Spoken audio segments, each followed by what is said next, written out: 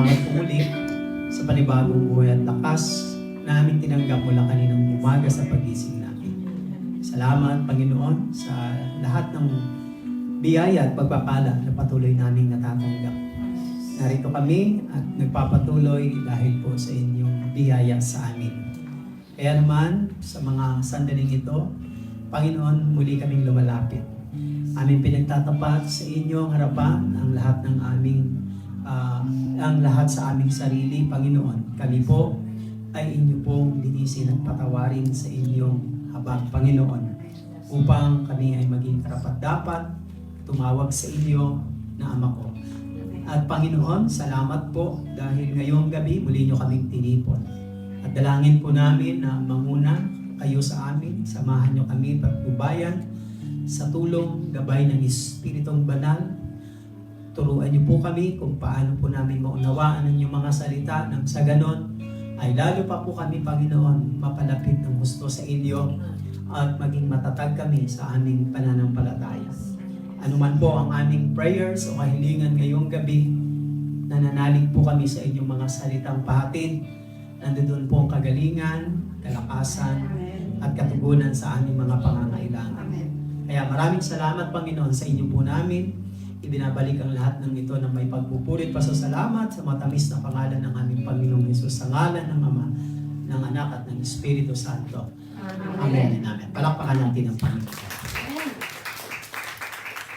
Okay, if you have your Bible, ang ating pong buting balita o the good news, the Gospel according to St. John chapter 19, mula po sa may verse 29 hanggang sa may verse 30. Ganito ang sinasabi. John chapter 19, simula sa verse 29 to 30.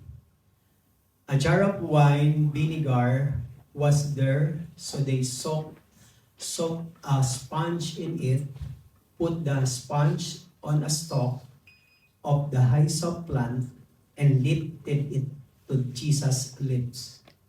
When he had received the drink, Jesus said, "It is finished." With that, he bowed his head and gave up his spirit. Sa Tagalog version, nilagay ko, may isang mangkok doon na puno ng maasim na alak. Itinubog nila rito ang isang espongha. Ikinabit sa sanga ng isopo at idinikit sa kanyang bibig. Nang masipsip ni Jesus ang alak ay kanyang sinabi na ganap na. Iniyukayok niya ang kanyang ulo at nalagot ang kanyang hininga. Ating pong purihin, pasalamatan ng Panginoon at pwede na tayong makaupo. Praise the Lord. At yan po, tayo po ay nagsisiris po ng ating pong pinag-aaralan. It's all about Jesus' 7 last word ng Panginoon. At syempre po, nung mga nakaraan po, no, sa lahat po ng ating mga sumusubaybay sa El Shaddai Macau chapter, nandiyan po lahat yun po yung ating mga napag-aralan po. Ano po? Kaya pwede niyo po sundan. Kaya nung nakaraan ay ang pinag-aralan po natin is I thirst. No? Okay, konting review tayo. The Jesus 7 last word. Mula doon ng March 8 po tayo nagsimula, Friday, at ating pong pinag-aralan doon ay Father, forgive them. The first word is a word of forgiveness na binika ng Panginoon sa krus. Pangalawa, yun po ay March 12, Tuesday, with me in paradise. Na-save po yung isa po ditong magnanakaw na sa tabi ng krus ni Jesus. Sabi ni Jesus, "Today you will be with me in my paradise." So, a word of salvation. Tapos, nandoon po sa paanan niya ang kanyang mahal na ina na si Mother Mary. Then, the Lord said to his mother, "Woman, here is your son." And sabi niya rin doon sa kanyang alagad na minamahal na si John, sabi niya kay John, "Here is your mother." Pinagkatiwala ni Jesus ang kanyang ina kay Juan, and that is the word of prayer. Noong March 16, and yan po ay Sunday, "Why you have forsaken me." a word of forsaken o abandonment. Nung last Tuesday, because Friday ngayon is I thirst, a word of thirst or longing. And then tonight, it is finished. Tapos na po. Hindi po. Joke lang, no? It is finished. Naganap na. Kaya, yan po, no? Konting announcement lang po sa next Tuesday, sa next week, sa March 26, and it was Tuesday. It is Tuesday, Holy Tuesday, and March 29, Good Friday. Yan pong dalawa po na yan na prayer meeting supposed to be ay temporary canceled because of the Holy Week, and tayo po ay mag-participate, mag-join po sa mga program po ng Holy Week. This next week po yan, mga kapatid, kaya temporary.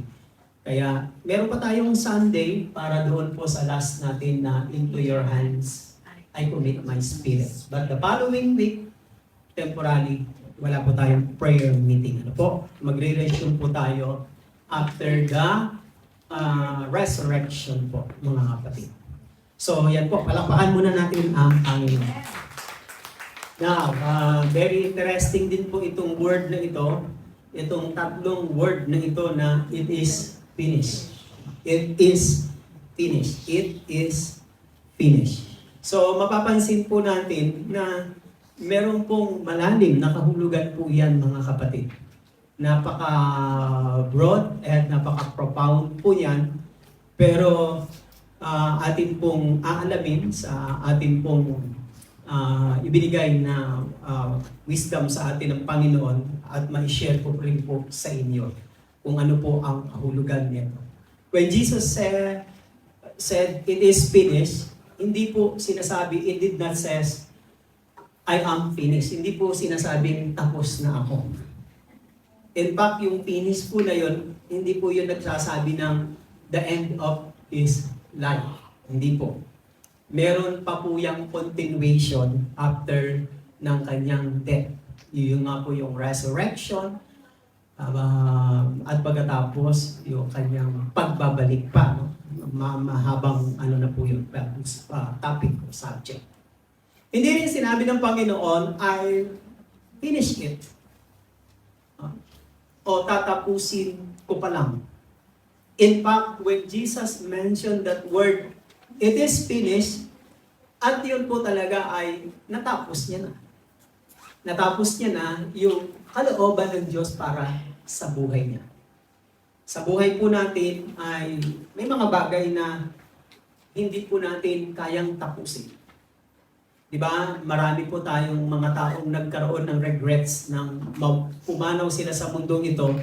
May mga bagay na naiwan sila na hindi na nila nagawa at hindi nila natapos.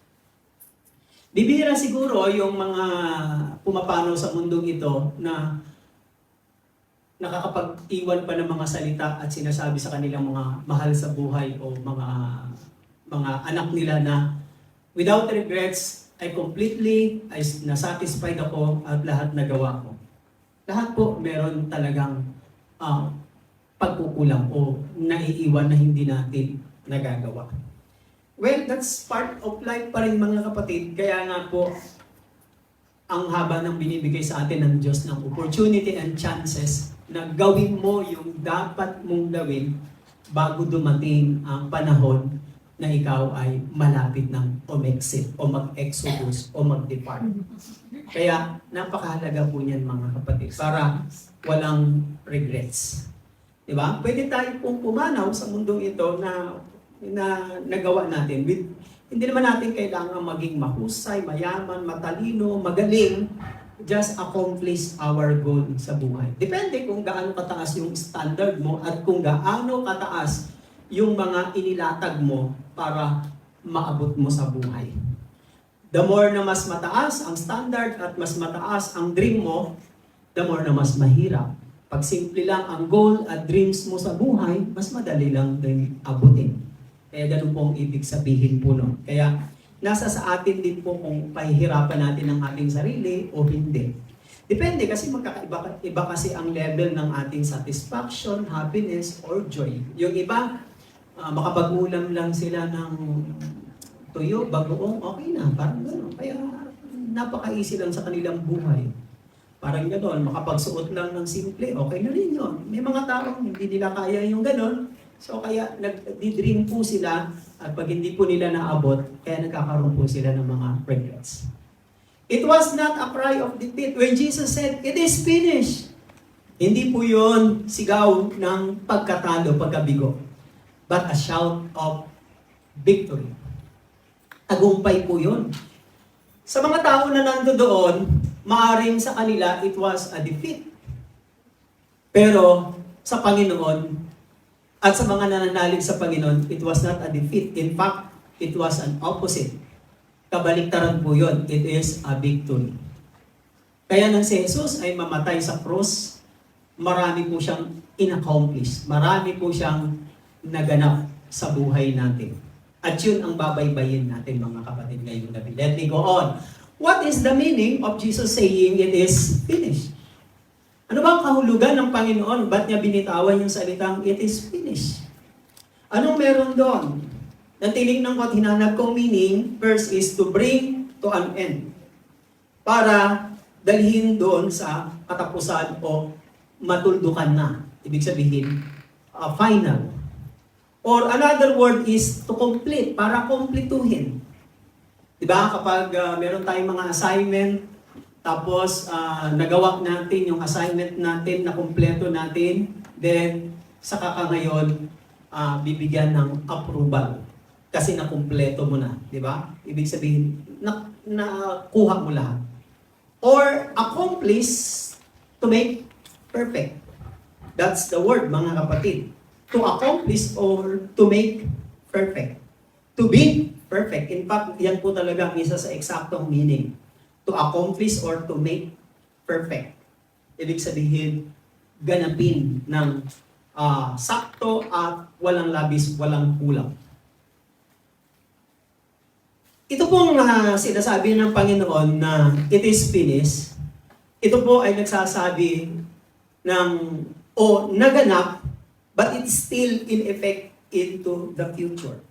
Hindi po yung sinabi ni Jesus na mga sandali na yon na wala po yung resulta na mangyayari in the future.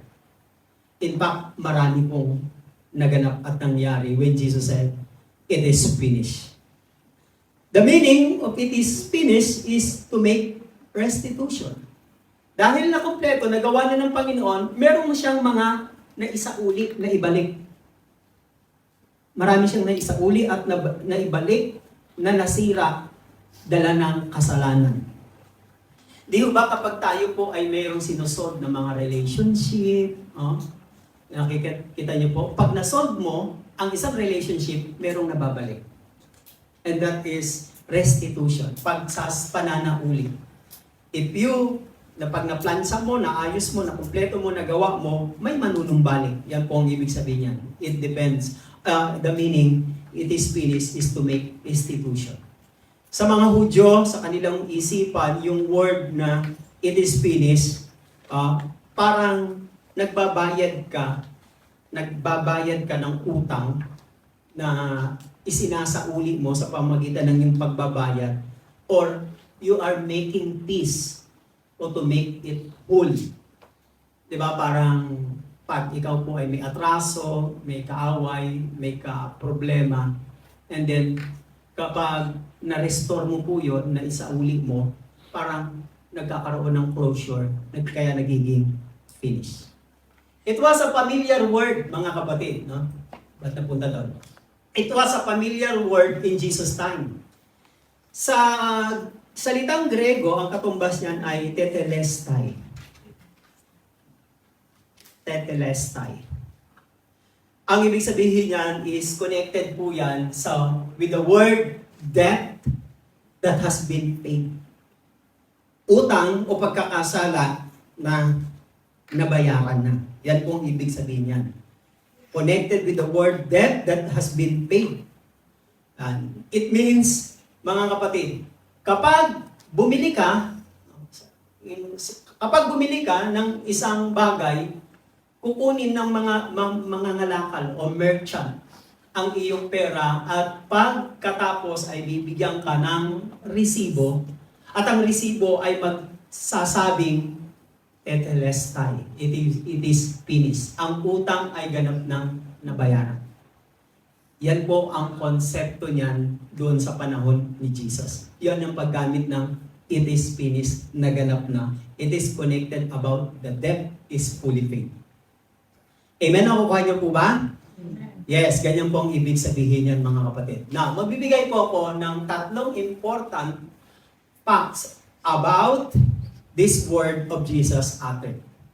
3 po, pagkakasyahin po natin ngayon. Una po, ito pong unang sinabi ng Panginoon na it is finished, ang unang fact po na gustong ipakita ni Jesus kung bakit niya po sinabi ang word na ito, Jesus finished fulfilling the prophecies of the Scriptures. Bago pa dumating ang Panginoon, mga kapatid, bago pa siya dumating, marami na pong mga hula, sinasabi ng propeta, sinasabi sa kautusan na darating ang Mesaya at siya po ay magdurusa, maghihirap at mamamatay sa ikatlong araw. Siya po ay mabubuhay. Siya po ang magpapagaling ng mga sakit. Siya po ang magliligtas. Siya po ang magbabago sa kanyang bayan. Siya po ang magpapanaulit ng kanilang kasaganaan. Yun po ang maraming mga prophecy sa Old Testament about Jesus. At itong sinabi ng Panginoon sa may verse 28, yung text natin kanina, di ba? Diyan tayo nag-umpisa sa word na yun, sa verse na yan. Sabi diyan, Jesus knew that His mission was now finished. And to fulfill the scripture, He said, I am thirsty. Then, sa verse 28 po yun. Yung sinabi niya, was now finished. That His mission was now finished. Ano yung kanyang mission? Very unique ang mission ng ating Panginoon. Tayo, marami pa tayong mga focus sa buhay, marami pa tayong gusto hangad sa buhay. Pero isa lang ang mission ng Panginoon eh. Ang kanyang mission is to seek and save the lost. Sa paanong pamaraan? Sa pamamagitan ng kamatayan. Hindi niya masisave ang mga ligaw, ang mga nawala, at ang mga makasalanan kung hindi siya mamamatay. Kasi sa lumang tipan, kailangan, para maligtas sila, ay kailangan ng Redeemer. At ang Redeemer na yon ay kailangan munang mamatay. Yun ang pamamaraan ng Diyos, yun ang kalooban ng Diyos para matubos ang tao sa kasalanan. There must be, merong masasacrifice. And for God so loved the world, He gave His only begotten Son para ang sinumang manalig sa Kanya ay hindi mapahamak, kundi magkaroon ng buhay na walang hanggan. So fulfilling the prophecy of the Scripture. Kaya pag sabi niya, Ama, naganap na. Ibig sabihin naganap na is yung lahat ng sinasabi ng kautusan ay Kanyang tinupad.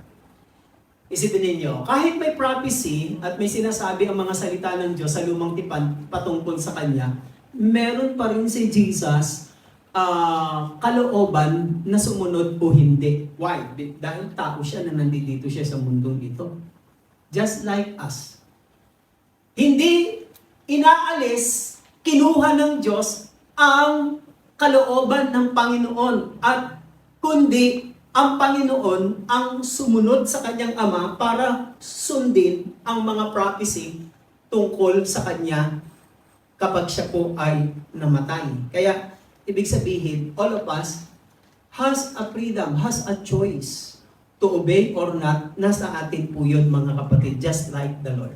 Sabi ng Luke 22 verse 37, it is written, and He was numbered.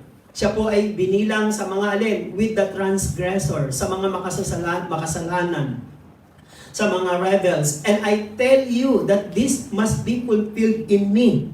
Si Jesus ang nagsabi, sinasabi ko sa inyo, kailangang maganap ito sa akin. Yes, that was what is written about me is reaching its fulfillment.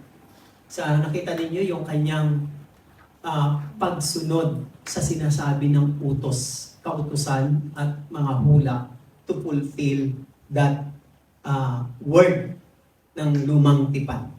Kaya nga, itong mission ng Panginoon is talagang sinunod niya, tinupad niya. Walang kahit mahirap, kahit masakit, kahit maraming persecution at maraming hadlang, tinupad niya talaga. Ibig sabihin, naka-concentrate, naka-focus siya to obey the prophecy. Pero, meron pa rin chance, meron pa rin pagkakataon na pwede siyang magbago. Ang nakaka-bless lang sa Panginoon, hanggang sa pinakahuling struggle niya ng kanyang prayer, sabi niya, Father, sabi niya, kung maaari, wag mo akong padaanin sa saro ng paghihirap na ito. Hindi ang kagustuhan, kalooban ko, kundi ang kalooban mo. Amen. Sabi niya, let this cup be removed from me, but not my will, but your will be done. Sabi ng Panginoon. So, nasunod pa rin ang kalooban ng Ama just to fulfill the prophecy. There are so many, marami pong mga ordinances that God gave in the Old Testament. Maraming mga batas, kautusan na binigay ng Diyos sa lumang tipan. Napakarami. At ang isa po sa mga debate ngayon, pinagtatalunan ng mga Kristiyano, iba-ibang sekta, kailangan bang kumain ng ganito, bawal kumain ng ganyan, kailangan bang magsuot nito, bawal magsuot ng ganyan, kailangan bang magsakripisyo ng ganito, maghandog ng ganito.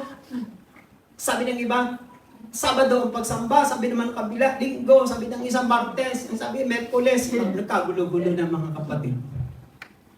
Ang daming mga issues regarding beliefs or faith. There are so many ordinances, laws, na ng Panginoon na ibinigay sa lumang tipan. In fact, kung titingnan po ninyo, ang covenant ng Diyos sa Old Testament is for the nation of Israel. Labas po tayo doon. Pero hindi naman sinasabi, dahil naging Kristiyano tayo, wala tayong pakialam sa ordinances, sa mga kautusan. Meron pa rin tayong pakialam kasi salita pa rin ng Diyos yun eh. Tama? Siyempre, kung nananalig ka sa Diyos, hindi mo pwedeng i-disregard ang kanyang salita. Pero kasi, magkaiba kasi yung pinagsabihan sa nakarinig at nakipag-covenant sa nakarinig at tinuturuan at ini-encourage. Wala tayo sa panahon na yon, mga kapatid, and that is for the Israel. Kung susundin natin lahat ng mga ordinances sa Bible, naku, napakahirap, mahirapan tayo. 10 utos na lang, hindi tayo makabuo-buo, di ba? Laging palpak, nagpapalpak tayo. Ang hirap kaya, 10 pa lang yun. Maraming ordinances beside doon sa 10 Commandments. Mayroon tayong isang kapatiran na ang kanyang amo ay Jewish. Nung siya po ay nag-work sa Hong Kong. Sinishare niya sa akin na magkatabi kami sa bus pauwi na galing dito sa ating po family appointment. Sabi niya, napakahigpit. Pagdating na ng araw ng Sabat, wala na talagang hindi na sila magtatrabaho, hindi nakikilos. Kaya ang hirap, napaka konserbatibo, napaka-traditionalist. Tapos, one time nagkaroon siya ng problema dahil yung sweldo niya hindi pa binibigay. Kailangan niya na. Ang problema, Sabat. Hindi pwedeng kumilos, hindi pwedeng magtrabaho, hindi pwedeng maglabas ng pera. Hindi siya naswelduhan dahil Sabat, imagine, dahil sa pananampalataya, sa ordinances na gano'n. Yun yung sinasabi ko, mga kapatid. At yun pa rin ang pinangahawakan ng mga Jewish ngayon. The Old Testament ordinances. Napakarami, hindi natin maisa-isa uubusin ng oras natin. Now, mga ordinances na yan, makikita yan sa buong libro ng Leviticus. Ang ibig sabihin ng librong Leviticus, Jewish Ceremonial Observance. Nandiyan dyan yung kanilang mga pari, mga Levita, lahat ng mga naglilingkod sa templo, sa tabernakulo ng Diyos. Binigyan sila ng maraming ordinances. Kaya sa lahat ng religion, ang Jewish ang napaka sensitibo, marami po silang mga bawal at hindi na pinagagawa ng Panginoon. Pero ngayon siguro, dahil sa Jerusalem siguro, medyo na modernize na kasi yung bansang ito, marami na rin mga naging, mga uso na hindi nila ginagawa, pero nandoon pa rin ang kanilang tradisyon. Katulad ng mga kapatid ng tinatawag na food and dietary. Ilan sa atin ayaw kumain ng mga dugo? Di ba? Lalo na sa isang reliyon na bawal talaga sa kanilang dugo. Oh. Pero pag hindi nakikita, kain naman ang kain. Di ba? Pag nakita ka, ititiwalag ka. Ganun kahirap eh. Hindi lang yung sinasabi. Maraming mga religion sa bansa natin na bawal sa kanila ang dugo. Katulad yung mga dietary na yan, mga food na yan. Eh, pagdating ni Jesus, hindi niya naman sinabing bawal kumain ng dugo. Ang sabi niya lang, ang nagpaparumi sa tao ay yung pumapasok sa kanyang, yung lumalabas sa kanyang bibig, hindi yung pumapasok sa kanyang bibig. And that's right. Ibig sabihin, dinefine niya lang ang tunay na intention ng law. Di ba? Hindi ka nga kumakain ng mga bawal na pagkain sa lumang tipan. May biyak ang kuko, may walang kaliskis, hindi pwedeng kainin, mga ganon. Ha? Oh. Tapos, yung mga lumalabas naman sa bibig natin ay hindi naman kaaya-aya, nakakasakit, hindi naman kaaya-aya sa Panginoon. Bali, wala rin yung observance, yung ganong klaseng ordinances. Food and dietary. Clothing. Noon, pag nagsusuot ang mga babae, mga lalaki, halos pareho lang naman ang kanilang kasuotan, mga long tunic po. Ngayon, may mga simbahan ngayon, hindi ka pwedeng magpantalon. Kasi, yung babae kasi, panglalaki daw yun. Eh kung nung panahon ni Moises, may Levi's, napalagay ko magli-Levi's din yun eh. Tsaka yung mga alagad, kaya nga wala pang Levi's, wala pang ano nun eh. O, di ba? Ibig sabihin, damit pa lang. Kung titingnan natin ngayon, sabi ni Jesus, hindi mahalaga yung kasuotan, basta wag lang seductive, basta wag lang may mga nakaluwa, nakalabas. Di ba? Yung sinasabing kasuotan na tinatabunan mo yung masela na part ng katawan. Although, I don't know, no? Kasi basta pag hindi ka nakakasuot pang babae, hindi ka pwedeng magsumimba, wala namang ganun sa sinabi ng Panginoon eh. Sa katunayan, ang Panginoon ay nakatingin sa puso. Basta wag lang seductive. So, doon nagkakaroon na ng struggle. Even in the Old Testament, their clothings. And about cleansing din. Sa paglilinis sa kanilang mga quarantine, noon, pag naupuan mo lang yung yung babaeng dinurugo, na upuan mo yung upuan niya, 7 days ka nang i-quarantine. Imagine, upuan mo lang yun. Hindi. O kaya na, dampian mong ganyan, ituturing ka na madumi. Tapos, dadaan ka na sa quarantine sa bago ka ituring ulit na malinis. Naalala ko ang Panginoon ay ang kanyang mga alagad kumain, di naghugas ng kamay. So, pinulaan sila ng mga Pariseo, dahil hindi daw naghuhugas ng kamay ang kanyang mga alagad. Yung mga ganun, mga kapatid, hindi ko po mapapaliwanag, pero pinapakita ko sa inyo ang mga comparison. Not only cleansing, yung kanilang mga sacrifices.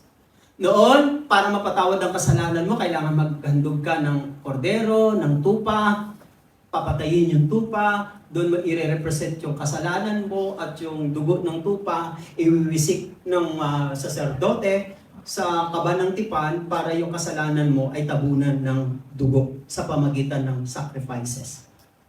Eh ngayon, wala naman tayong ganong klaseng sacrifices na katulad ng ginagawa ng mga Israelita. And the day of worship, kaya nga nagtatalo tungkol sa araw ng pagsamba. Actually, lahat naman ng araw na piliin mo para sa Panginoon, ino-honor yun ng Diyos. Ginagawang banal ng Diyos, depende yun sa araw na pinili mo. Pero may mga specific talaga, kung sa lumang tipan, ang tawag nila dyan ay Sabat. Yung Sabat, pag sinabing Sabat, 7 araw, pamamahinga. Sabat means rest, sa 7. Sa bagong tipan, Binago ng Panginoon, nabago ng mga alagad. Ginawa nilang linggo kasi linggo na buhay si Jesus. The first day of the week is Sunday. Kaya yung Sunday po na yun po yung araw ng Panginoon. Kaya naging Sunday. Kaya nagkakaroon lagi ng mga debate kung ano ba, Sabado ba, Linggo ba, Lunes ba, Martes, Miyerkules ba, Friday ba. Marami pong mga ordinances, mga kapatid. Sabi ni Jesus, lumapit kayo ng papagal, kayo nabibigatan sa inyong pasanin at kayo bibigyan ko ng kapahingahan. Ang kahulugan ng salitang binanggit ni Jesus na bibigyan and I will give you rest is the same meaning of the word Sabbath. Means rest. Ibig sabihin ni Jesus, lapit kayo sa akin, bibigyan ko kayo ng kapahingahan ng rest. Ibig sabihin, nasa Kanya yung rest. Wala sa araw. Wala sa day, wala sa petsa. Nasa Kanya. Ibig sabihin, pag tinanggap mo ang Panginoon, meron ka ng kapahingahan. Kaya, nakikita ninyo, nagkakaroon ng mga conflict, debates, because of the ordinances. But the fact is, eto, sabi ng Colossus 2, chapter 16 and 17, therefore, si St. Paul nagsasabi, do not let anyone judge you. Walang dapat na hatulan sa inyo by what you eat or drink. Porque iba, umiinom ka niyan, kumakain ka niyan, dapat mo nang hatulan ng iyong kapwa. Sino nagsabi? Si St. Paul. Or with regard to a religious festival.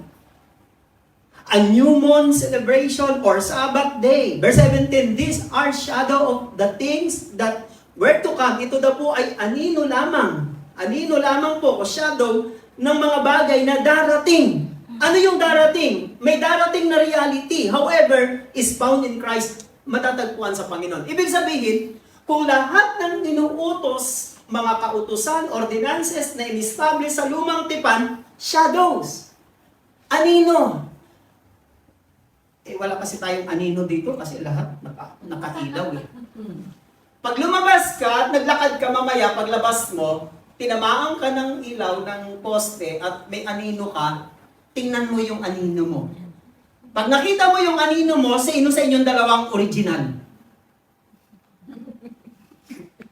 Tama, di ba? Tataka na kayo? Yung anino mo, hindi yun ang original. Ikaw ang original. Ang lumang tipan is like a shadow. Hindi siya ang original. Ang original, yung unang tinamaan ng liwanag bago yung shadow. And Jesus, the shadow, the Old Testament ordinances are the shadows of things were to come. But the reality, however, is found in Christ. Si Jesus ang realidad. Kaya nang sinabi ni Jesus, Father, it is finished, ibig sabihin, nasa Kanya na ang reality. What does it mean? Hindi na pala natin susundin ng lumang tipan, ang mga ordinances. Hindi naman binabaliwala. Kaya nga lang, si Jesus ang gumanap ng lahat ng yon. Ibig ko sabihin, kapag nanalig ka kay Jesus at tinanggap mo siya sa buhay mo at siya ang naging Panginoon mo at sumunod ka sa kanyang mga salita, ang ibig sabihin nun, nakatutupad ka na sa kautusan. Amen. Kasi natutupad mo na ang kautusan. Di ba? Anong sabi ng kautusan? Love your neighbor as you love yourselves. Ano daw commandment sa lumang tipan? Ginawa ni Jesus na dalawa. Maibigin mo ang iyong Diyos at ibigin mo yung kapwa. Pinaiksik niya. Sinimplified niya. Pag mahal mo ang Diyos at mahal mo na rin yung kapwa, para mo na rin na tupad ang kautusan. Hindi mo man matupad ang isa't isa sa kautusan, pero kapag sumusunod ka na sa Panginoon at nabubuhay ka na sa Panginoon, para mo na rin nasusunod ang kautusan. Because, sabi dyan ni St. Paul, the reality, however, is found in Christ. Kaya nga lang yung iba, ayaw pumayag. Kailangan pa rin nilang huwag kumain ng biyak ang kuko, walang kaliskis, walang hindi dugo, etc. Ang dami pong bawal. Well, siguro, according to the science, medical, may mga pagkain talaga na nakakasama sa katawan, pag sobra, pag labis. Pero kung tinitikman-tikman mo lang yan, nag-i-enjoy ka lang, tapos hindi naman sobra, palagay ko, hindi naman makakasama sa iyo. Amen, mga kapatid. Amen. Jesus came to us to fulfill the law. Matthew 5, verse 17, Verse 7, sabi ganon. Verse 17, anong sabi ng Panginoon? I have come, do not think that I have come to abolish the law or the prophets. I have not come to abolish them, but to fulfill. And exactly, when Jesus said, it is finished, ibig sabihin niyan, Jesus fulfill, ang Panginoon ay ginanap niya ang prophecy of the Scripture. Kaya, nasa Panginoon. Amen? Palakpakan natin ang Panginoon. Pangalawa is, Jesus finished. When Jesus said it is finished, Jesus finished the death for our sins. Tinapos na Jesus sa krus, na sinabi niyang naganap na, tapos na Ama, tinapos niya, naginanap niya, yung alin? Nabayaran ang ating mga pagkakasala. Ang utang na ating kasalanan. You know the effect of sin? The effect of sin, sabi dyan ng James 1:15, then after desire has conceived, pagkatapos daw ng ating gusto, nais, pag ito po ay namunga, it gives birth to sin. Ang kasalanan pala nagsisimula sa tukso. At pag ang tukso ay nag-give in ka, manganganak po yun ng kasalanan. Ang tukso ay di pa kasalanan. Pero pag bumigay ka sa tukso, doon nagiging kasalanan. Ang tukso pa lang, hindi pa kasalanan. Pero pag naakit ka at nag-give in ka, ang tawag na doon kasalanan na, hindi na tukso. And when it is full grown, kapag nagkasala daw at ito ay nagbunga, it gives birth to death. Kaya kamatayan talaga. And death in the Bible, sin brings death. Hindi lang brings death in the Bible, separation. Kaya sa Biblia, ang kasalanan ay hindi nangangahulugan na kasalanan lang, kundi sa Bible, pag sinabing kasalanan, it means death is separation. If sins brings death, kung ang kasalanan ay nagdadala sa kamatayan, at ang kasalanan ay nagdadala ng kamatayan, nagdadala rin ng pagkahiwalay. Naalala ninyo si Eva at saka si Adam? Hindi ko yata nasulat dito yun. Ayun, Genesis 3:23. So the Lord God banished him, sino po yun?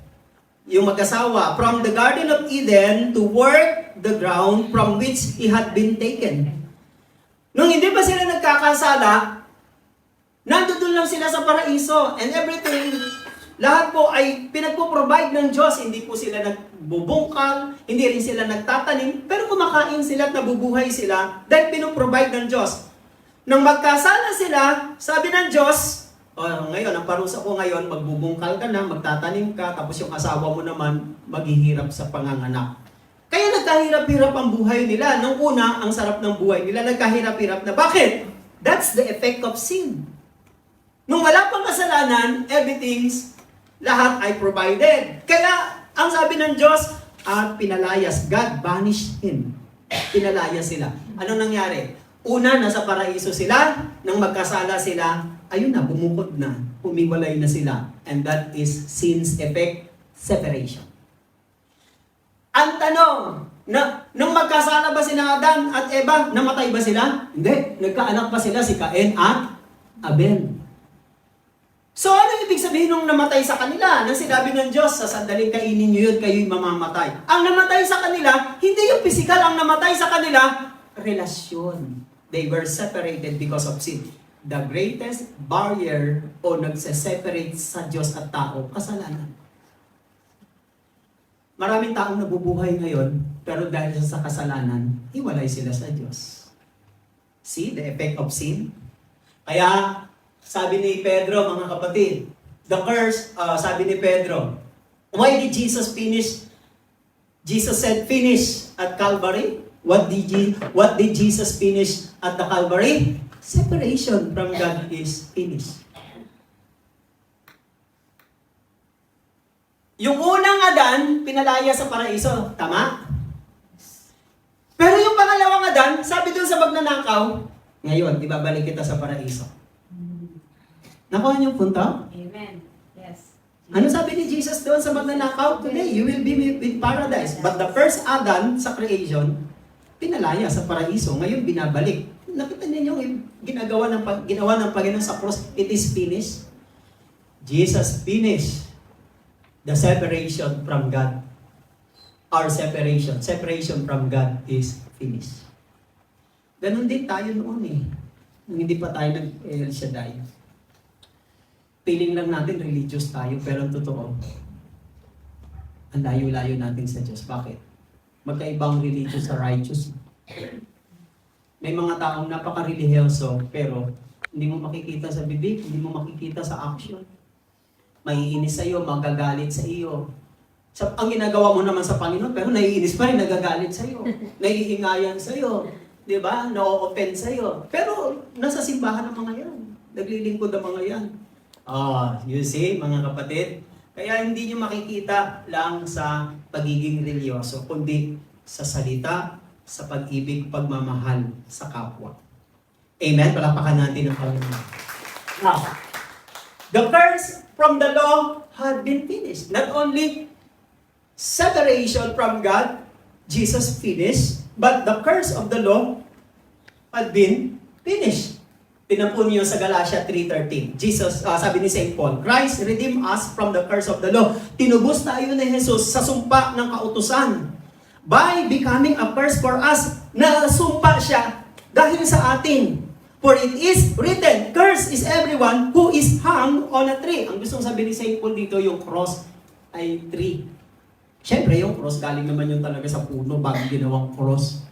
Di ba? Now, sabi niya, tinubos tayo ni Jesus sa sumpa ng kautusan. Bakit may sinabi ni St. Paul na may curse pala ang law? Ang curse ng law ganito, if you do not continue to obey the law, God will curse you. Kaya sabi sa lumang tipan ng covenant, ganito ang covenant sa lumang tipan, I will bless you if you obey my commands. Kaya pag sumusuway sila sa Diyos, anong ginagawa ng Diyos? Pinadadala ng balang, pinadadala ng salot, pinapasakop sa ibang bansa, pinaghihirap sila, nagkakaroon ng mga kalamidad, natutuyo ang mga lupa, hindi nagbibigay ang Diyos ng ulan. It is a curse. Sabing ganon. But if you obey my commands, pag sinunod yung mga utos ko, I will bless you. Tingnan yung covenant ha. If they obey, they will bless. If they disobey, they will curse. That's the covenant in the Old Testament. Ano ang ibig sabihin ni St. Paul? Christ redeemed us from the curse of the law. Kung yung law ay nagbibigay ng curse dahil ayaw mong sumunod, si Jesus, kinuha niya yung curse doon sa cross, siya ang kumuha ng curse para tayo ay lumaya sa curse. Ang galing-galing ng Panginoon. Amen. Kaya, lahat po ng manalig at nagtiwala sa Panginoon, they are not under the curse. Wag po kayong maniniwala na pag nag-El Shaddai kayo, nasa Panginoon na kayo, sumusunod na kayo sa salita ng Panginoon, naglilingkod na kayo. Tapos, may mga dumarating na sakit, disgrasya, kahirapan, etc. Wag kayong maniwala na, siguro may sumpa ka, siguro may sumpa yung pamilya nyo, siguro maraming nakaano sa inyo. Wag po kayong maniwala doon, mga kapatid. Alam niyo kung bakit? Pag totoo ang pananalig mo at pagsunod mo sa Panginoon, may kasama yung trials, may kasama yung mga sufferings. Amen. Kalakip yun, kasama talaga yun mga kapatid.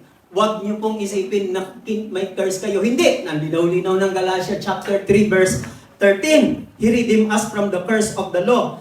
Yan ang sinabi ni Jesus, it is finished. Ano ang finished? Yung separation. We are now restored because of Jesus' finished. Pangalawa, yung curse of the law.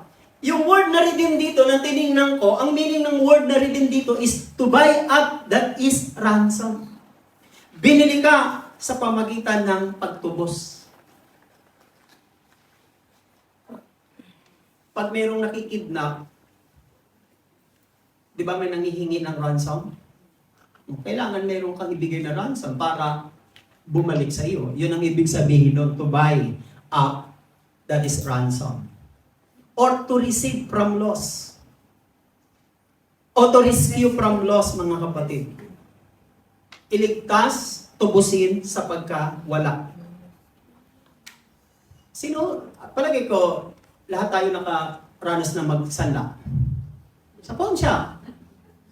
Meron ba dito hindi pa nakapagsanla? Taas ang kamay. Ibig ibig sabihin? Madali nyo na maintindihan ang gusto kong sabihin. Pag nagsanla kayo sa pawn shop, yung gamit ninyo ay lalagay niya ng resibo at due date.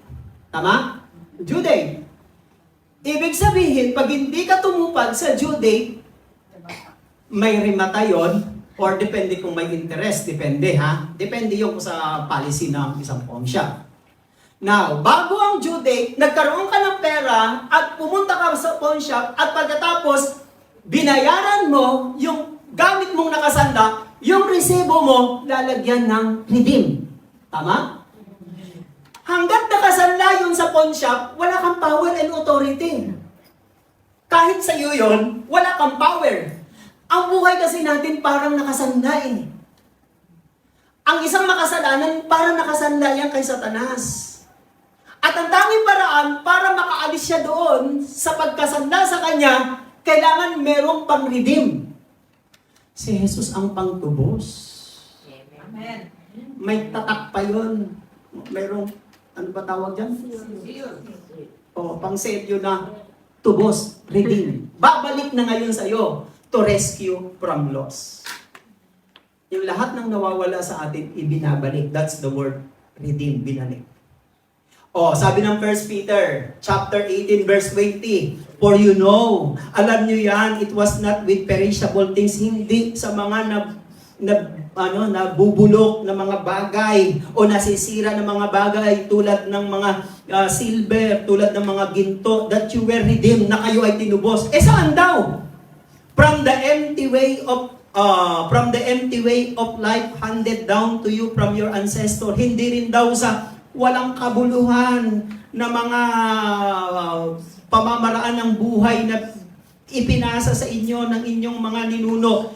Verse 19, but with the precious blood of Christ. Ano daw pinang-redeem sa atin? Dugo ng Panginoon. The precious blood of Jesus Christ.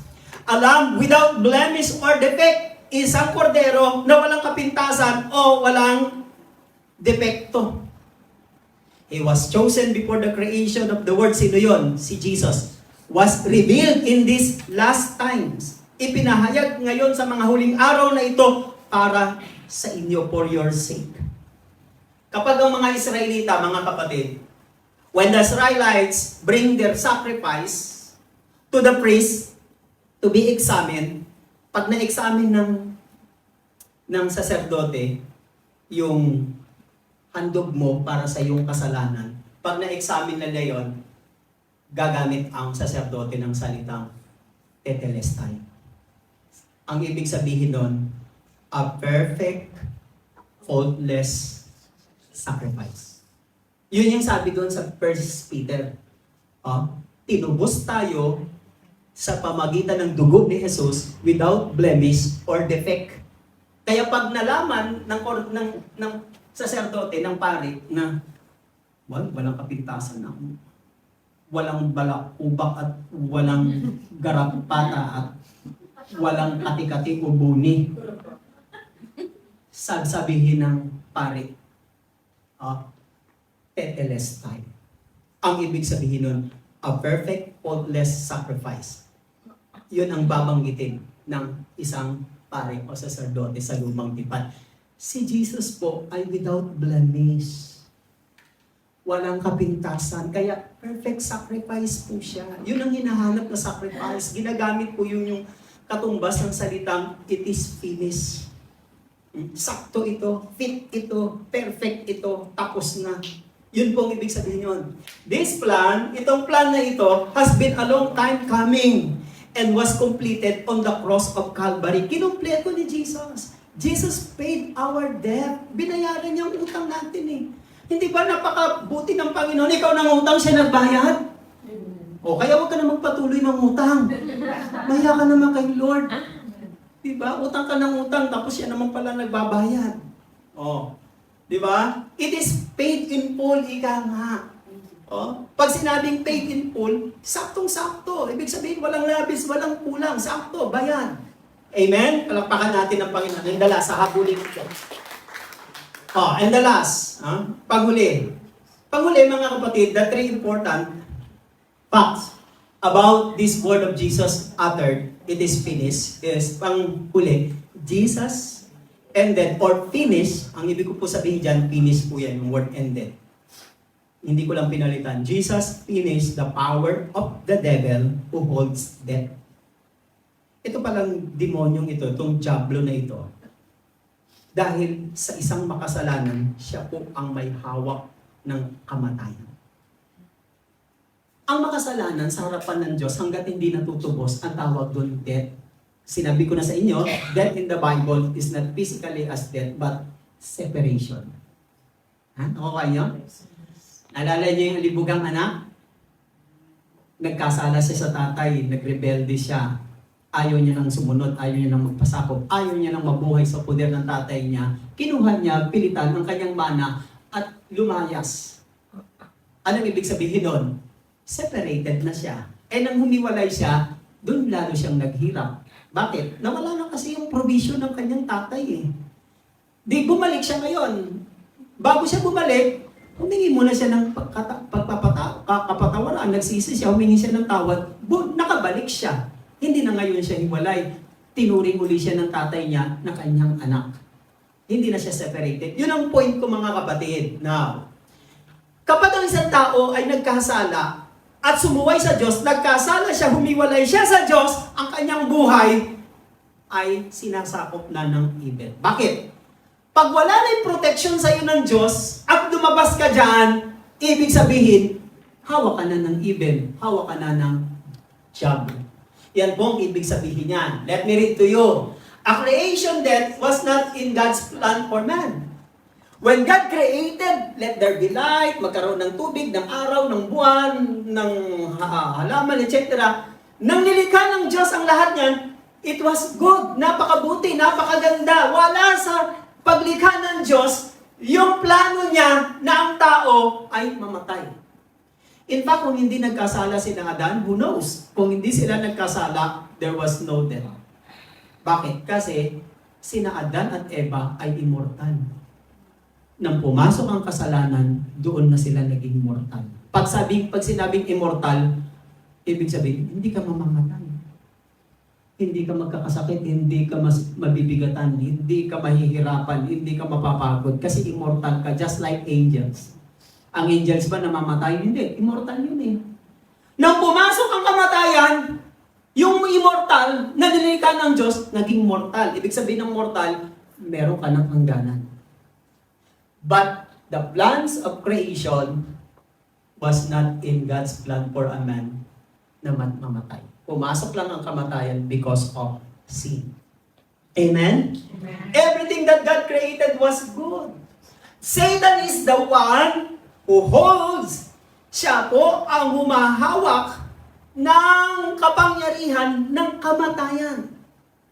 Tingnan niyo po yung sabi ng Hebrews chapter 2 verse 14. Since the children have flesh and blood, sino po yan? Tayo po. We have flesh and blood. He too, sino yung tinutukoy na he dyan? Which is the Lord Jesus Christ. Kinulos parenthesis ko na po, akin po yan. Kinulos parenthesis ko po, nilagyan po ng he might break, so that by his death, sa kanyang kamatayan, he, which is the Lord Jesus Christ, since the children, we have flesh and blood, tayo po yun, by his death of the Lord Jesus Christ, he might break the power of him para ma-destroy niya, masira niya, mapawalang bisa niya ang alin, yung kapangyarihan of him. Sino yung him na yon? Si Satan yon, who holds the power of death, that is the devil. Sino daw ang may hawak ng kamatayan? Si Satan. Nakita din yan, nanonood kayo ng mga movie, yung merong nakaitim na mahabang, tapos mayroong karet na dalang ganyan, at sinusundo na yung namatay. Nang namatay si Lazaro at ang mayaman, si Lazaro na mahirap at ang mayaman, sinundo ng mga anghel si Lazaro. Ewan ko doon sa mayaman, kung saan napunta yun. Napunta siya sa hell eh. Sabi sa story. Ibig sabihin, pag namamatay ang mga believers, sinusundo sila ng angels. Wow, ang sarap. Paano naman yung sinners? Yung mga deliberately, ayaw ng pag-ibig ng Diyos, ayaw manalig, ay magtiwala. Ito na ngayon, yung may pare. Ano ba po ninyo? Satan has the power in the lives of sinners, unbelievers. He holds their lives, their sins. Siya po ang may-ari at may power.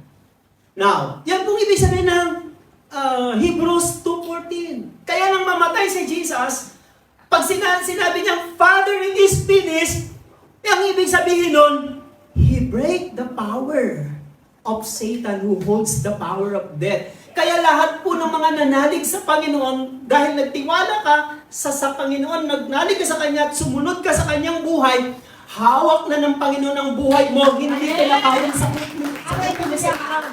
Kaya merong sabi sa Romans 8, who can separate us from the love of God? Wala nang makakapag-iwalay sa pag-ibig mo sa Diyos. Kung talagang totoong nananalig ka sa Diyos. Pero totoo, mamamatay pa rin tayo. Kaya nga lang, secure ang iyong salvation at ang iyong eternal life because Satan has no power to hold death in your life. Wala na siyang power. Kaya, ang mga anak ng Diyos, meron tayong eternal life because Jesus break the power of Satan, the power of holds of the death of believer, ng mga taong sumuway sa Panginoon. The last enemy that Jesus finished on the cross was death. Yun ang kanyang panghuling sinabing, it is finished. I remember sa Corinthians, inanap ko to kanina, nahihirapan ako dito kung tumagal. Sa 1 Corinthians chapter 15, 26-27, the last enemy to be destroyed is death. Ang pinakahuli daw na kaaway na dapat tapusin ng Panginoon ay ang kamatayan. Imagine. O nga naman, kahit sa buhay natin, sa dami ng ginawa mo, sa dami ng trinabaho mo, sa dami ng inipon mo, sa dami ng itinulong mo, sa dami ng ininvest mo, hindi masaya kapag alam mong mamamatay ka na. Sa atin, pag ang kamatayan is final. Sa atin yun. Pero sa Bible, that is not final. That is the beginning of life. Eternal life. Your pinakatotoong existence natin. Now, verse 27. For He, sino yun? Ang Panginoon, has put everything under His feet.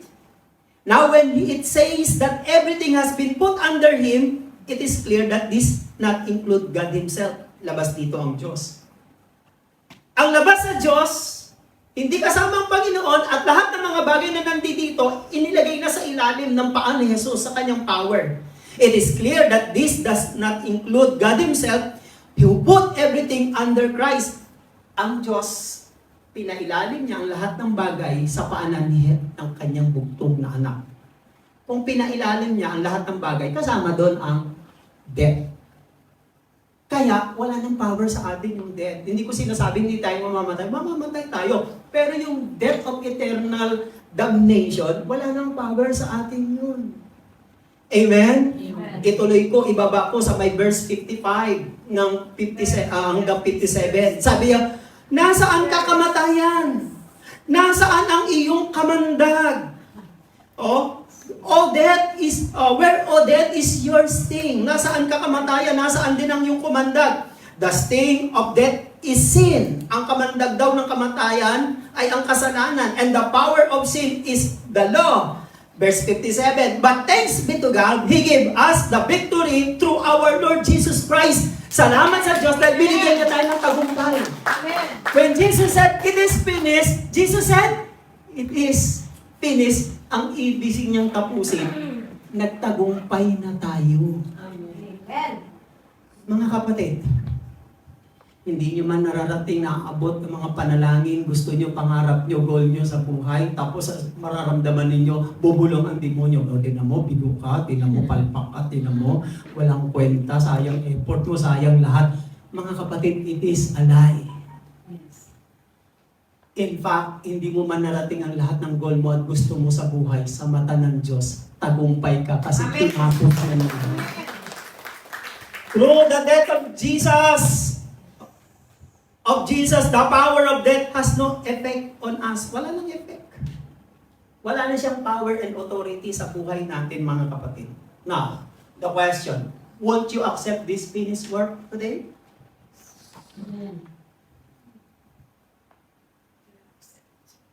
Have you accepted? Tinanggap mo ba? Tinanggap mo ba ang tinapos ni Jesus sa cross? O kung tinanggap mo yung tinapos ni Jesus sa cross, bakit ka pa magpipinitensya? Bakit ka pa magpapapako sa Pampanga? Di ba? Para mong sinasabi, kaya ka nagpapapako at nagpipinitensya, para mong sinasabi, hindi pa tapos. Para mong sinasabi, Lord, ako po ang tatapos. Saan ka magpapapako? Doon po sa Pampanga para tapusin ko yung ginawa mo. No, kompleto yun. That is a perfect sacrifice. Kaya nga sinabi ko na sa inyo kanina, pag naghahandog ang makasalanan, dadala ng tupay, present sa pari, at pag in-examine ng pari, without blemish and perfect, sasabihin niya, tetelestai. It is perfect. It is complete. Si Jesus, nasabi ni John the Baptist, this is the Lamb of God who takes away the sins of the world. Perfect sacrifice si Jesus. Have you accepted this finished work of Christ? Ba't mo pahirapan ng sarili mo? Bakit hindi ka maliligo pag Holy Week? Bakit hindi ka kakain? Kumain ka ng masarap. Huwag lang yung sobrang sarap. Diba? Ba't hindi ka mag-toothbrush? Ba't hindi ka magpapalit ng gamit? O, di ba? Kasi gusto kong sacrifice ko, gusto kong pahirapan ng sarili ko. O, hindi ka nga nagpapakahirap, pero yung ugali mo naman, ang hirap-hirap itrato. O, di ba? Yan ang sinasabi ko sa inyo. Ang ugali naman ang hirap itrato. Have you accepted this finished work of Christ? Yes. If not, kung hindi, meron ka pang chance. Tinatanggap ko, Lord, yung kumpletong ginawa mo. Kung kinumpleto niyo sa cross, ano dapat mong gawin? Manalig ka at sumunod ka lang sa Kanya. Yun ang ibig sabihin nun. Won't you accept this finished work today? Yes. Lahat tinapos na ng Panginoon. Tapos na. Huwag nang pahirapan. Huwag nang i-condemn ang sarili. Huwag nang ituring ang sarili na siguro may cursed family na. Hindi na. Tapos na lahat. Kaya pag narinig niyo yung salita ni Jesus na it is finished, kumpleto yun, lahat tinapos niya na sa buhay mo. Ang tanging gawin mo na lang, mag-rejoice, mag-celebrate, magpuri at magpasalamat. Amen? So tumayo tayong lahat, we don't have enough time. Sa linggo po, hope and pray, nandito po kayo lahat para makuha po natin ang kompleto. Panginoon, salamat po ng marami sa inyo ngayong gabi.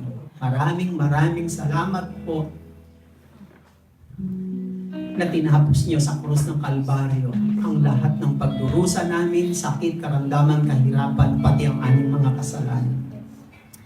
Turuan niyo po kami, Panginoon, na tumayo ang kinin, lumakad sa tagumpay ninyo sa krus.